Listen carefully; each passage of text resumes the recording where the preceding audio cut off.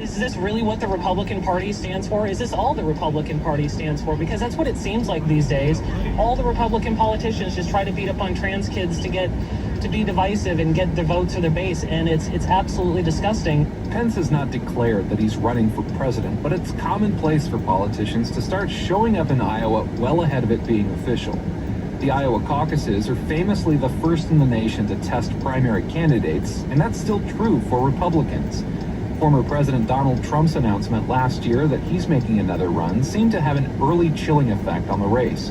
But politicians like Pence are flying out here to craft their stump speeches and get in front of potential voters. We are going to defend parents' rights and the children of Iowa and America. Earlier this month, the DNC voted to remove Iowa from the Democrats' early window of primary states. That means the state will only be first in the nation for Republicans this cycle. That's something Iowa Congresswoman Ashley Hinson highlighted when she introduced Pence to the small crowd at the restaurant. It's very clear that the Democrats think that Iowa is flyover country. They don't want to hear from Iowans, and they don't want their candidates to have to answer Iowans' tough questions. Republicans will be taking those questions in a state that is marked Barack Obama twice and then turned around and backed Trump in the next two general elections. Democrats lost even more ground in the midterm. Iowa native and failed Arizona governor candidate Kari Lake was here a few weekends ago and drew hundreds of people, including Margaret Sidoris, who drove an hour to see Lake speak. She says she likes former President Trump, but I'd like him to support somebody. I think there's just too much drama there. John Whipple was also at this rally in suburban Des Moines. He likes Trump and would like to see Florida Governor Ron DeSantis get into the race. I think they would both do a good job, and it's just some people seem to, even though they support Trump, they just are kind of thinking maybe it's time to move on. Even former Iowa Governor Terry Branstad was there.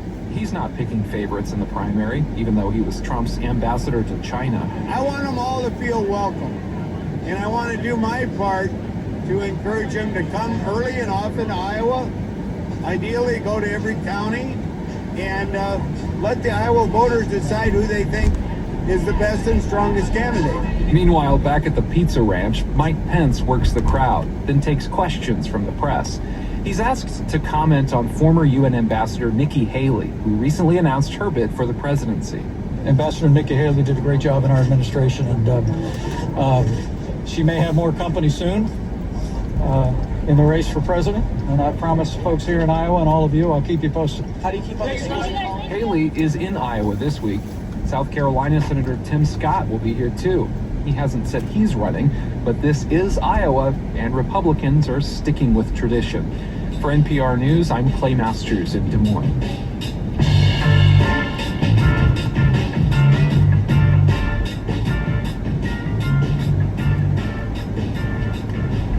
This is NPR News.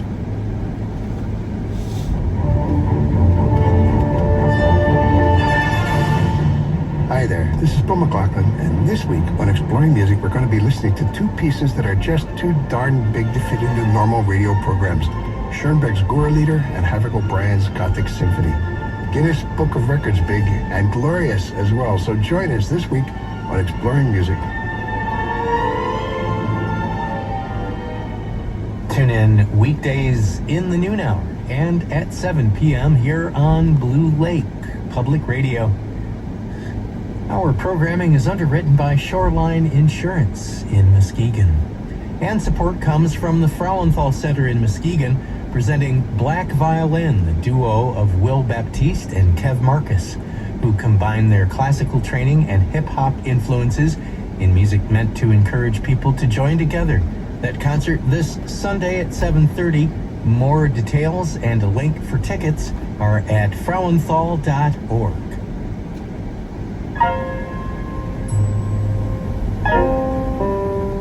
The Queen's Suite is one of Duke Ellington's most heartfelt extended compositions that we'll hear Saturday morning on Blue Lake Public Radio. Hi, I'm Lazaro Vega. I'm going to check out trumpeter Kenny Dorham, trumpeter Clifford Brown, some Fats Navarro, and trumpeter John Bailey too, and hear music of Burt Bacharach as sung by Diana Krall and Patricia Barber and others. Saturday Morning Jazz from Blue Lake.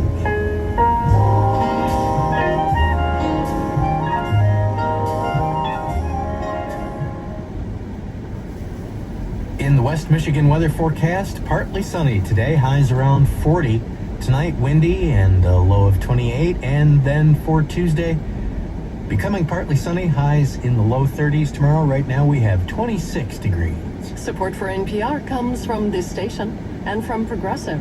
Progressive Commercial Insurance protects small businesses from retailers to tradespeople. Progressive covers a variety of business needs with a range of coverages. More at progressivecommercial.com. And from Keeper, a secure password manager designed to protect with strong encryption against account takeover, ransomware, and cyber theft, used by millions globally. Learn more at keepernpr.com. And from Workday, an enterprise management cloud focused on providing organizations with a system to continuously plan for all what-if scenarios. Workday, the finance, HR, and planning system for a changing world. And from the listeners who support this NPR station. This is Morning Edition from NPR News. I'm Layla Faldi. And I'm A. Martinez. Nicaraguan President Daniel Ortega in recent days has stripped more than 300 of his political opponents of their citizenship. Felix Bardiaga is one of them. For years, he worked on reintegration efforts of Nicaraguan guerrillas and has served as the country's defense minister. Now, he's one of more than 200 individuals who've been exiled to the U.S. Bardiaga has been out of the government since Ortega came back into power in 2007, but his civil society work continued until a few years ago when the opposition was gaining momentum. Massive civic protest in 2018. I was part of that protest. Eventually, in 2021, the movement, the Blue and White National Unity Movement, decided that I should represent that movement in a broad coalition. I tried to run for president, and Ortega put us all the candidates in the primary election in prison. Imprisoned together, cut off from the world, Bardiaga and other religious, civil society, and political leaders had no idea what was ahead. At the beginning, we were about 10 to 11 people in prison, and most of us high-profile politicians. But then every journalist who tried to speak on radio, on TV, every pro-human rights activist were also put into prison. Towards the end of our trial, there were about 30 to 40 people in prison just because speaking on our behalf. Relatives of some of the prisoners who tried to advocate for their freedom were placed into arrest. An arrest warrant was placed against my wife and also against Victoria Cádenas, the wife of Sebastian Chamorro. So they had to flee the country. How did you hold it together? Well, we had different emotional phases of all this very long journey. In the first 3 months, I personally lost 60 pounds. I was in the dark 24/7, had no reading or writing materials, not even a Bible. We were not even allowed to make a single phone call during that time. However, towards the month number 19, I was there for 20 months. They started to feed us very well. They allowed the families to see us more frequently. And prison conditions changed substantially. And we knew that something was going to happen. But we never imagined that one day, guards will suddenly come to our cell in the middle of the night, ask us to dress, put us on a bus that with the windows completely shut down and covered so we could not see outside. We were in handcuffs looking down, and suddenly we arrived at the airport and the guard says you have to sign this one-liner that said I, in this case Felix Bardiaga, voluntarily leave the country to the United States. And we walked to the tarmac of the airport and there is this team of American diplomats from the State Department, and they said you're free now. I cannot describe how emotional it is. And I've seen that in movies, and we never imagined as a Nicaraguan that a foreign government would come and take us to a free land. So we boarded the plane, we remained quiet for a few minutes, and then we just sang the national anthem, started to pray, and we heard this voice of this American diplomat saying we're flying to Washington, D.C. And it's very hard to describe this reflection with something that for me is very powerful. I myself was a political refugee when I was a child. I crossed the border with Mexico, fleeing from the civil wars of Nicaragua. I was 12 at the time. and spent time at a refugee camp in Texas. A couple of years later, when democracy was reestablished in Nicaragua, I went back to Nicaragua with the dream of establishing a life in the country that I love. And years later, I'm back in the US once again as a refugee for trying to run for president and trying to establish a country in which our children would not have to go through or what I went through when I was a child. And now I'm no longer, according to the Nicaraguan regime, not allowed to run for office, but stripped from my Nicaraguan nationality. Now, who told you that the president had stripped your citizenship from you? I know you signed a paper, but who told you that that was going to happen to you and to the 221 other people exiled with you? Daniel Ortega himself, as we were flying, he gave a press conference during a cabinet meeting, and in something that can only be described as Orwellian, the Nicaraguan Congress, which is fully controlled by Daniel Ortega, reformed the Nicaraguan constitution to strip from our nationality 232 people in the plane and 94 other members of the Nicaraguan political opposition, including the expropriation of all our assets. The government has taken all our property.